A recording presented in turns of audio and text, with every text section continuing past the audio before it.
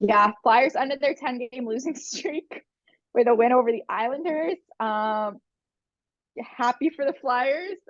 I don't think anyone's too surprised that they even had a losing streak like that. This is kind of what we expected going into the season. They did have a good start to the season, but that was mainly on Carter Hart.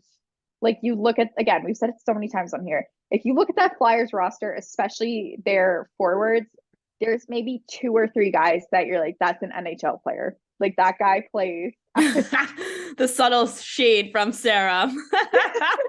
I'm like the rest of them. Like I saw someone tweet the other day. It's like I dare you to like, because it was like someone tweeted out the morning practice lines for the Flyers, and someone was like, I dare someone to be able to name more than three guys' first names on this Flyers roster.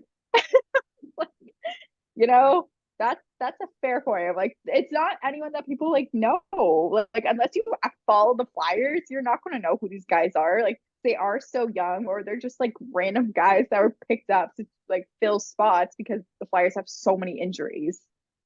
Okay, so we've talked about this before on the show as well. I obviously am a big NHL fan. I follow the NHL. You work for the NHL. You're a lot more in tune with it, especially now that you're writing for the Flyers. How did they get here? Because it is wild. Yeah, it's just weird when you look at like their bubble season in 2020 because they were in like, I mean, granted, again, it was the COVID bubble playoffs, but they made the playoffs and Carter Hart looks great. And then I know like he kind of had a downturn himself, but that's, you can't blame the Philadelphia's woes on that. And then it's just kind of like lack of spending, lack of investment. Like everyone just hates Flyers ownership because they just don't seem to care and they're not putting an NHL caliber product on the ice. And again, it doesn't matter how hard these guys work because I don't think for this 10-game losing streak, it was not by means of like them not trying. Like that Bruins versus Flyers game, like the Flyers tried that entire 60 minutes. Yeah. But they just are not even close to the same level as the Bruins. And there's only so much you can do as a coach too when you're given like talent that's not even slightly developed or like these old guys that are just there to fill spots. But then I kind of mentioned this. I'm hearing some mixed things about John Tortorella and Philly. Okay. Can you say what you're allowed to say on the show? So I feel like we've said it before. Like if you're like a club like the Flyers who said last year, like their locker room had a country club feel to it. Like no one was taking it seriously. Like it was just a shit show.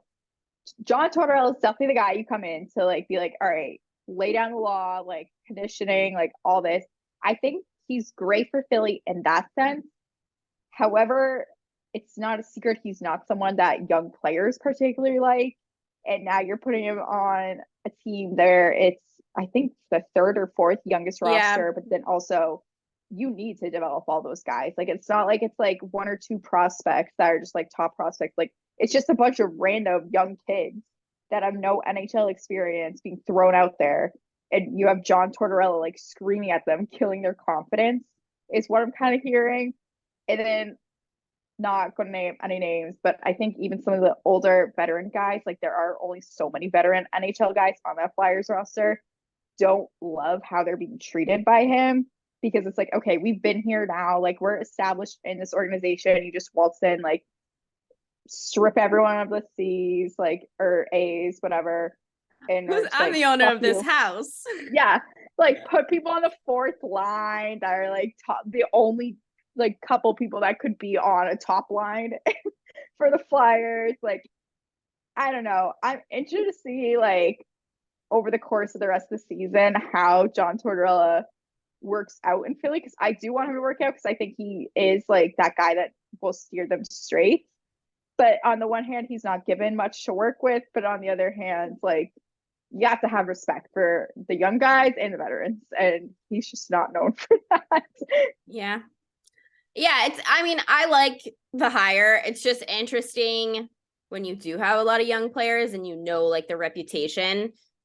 That's another reason like not to bring up the Hugh Freeze hire during our hockey segment, but it's like that's how I feel about Auburn. Like you have that reputation, like you not that the Bruce Pearl situation is comparable at all because it's not, but it's like you've given the second chance already. This is the 50th chance in a state that already has a really bad reputation for bullshit. I just don't like. Sometimes I think that these teams just pick the best available name or like whatever instead of actually addressing some of the issues that they have. But that's just me. I don't know. Yeah. All right. Well, that's, go Flyers. Go Philly. We love you. We love you, Philly. Except for the Wings, only Blaze Reardon.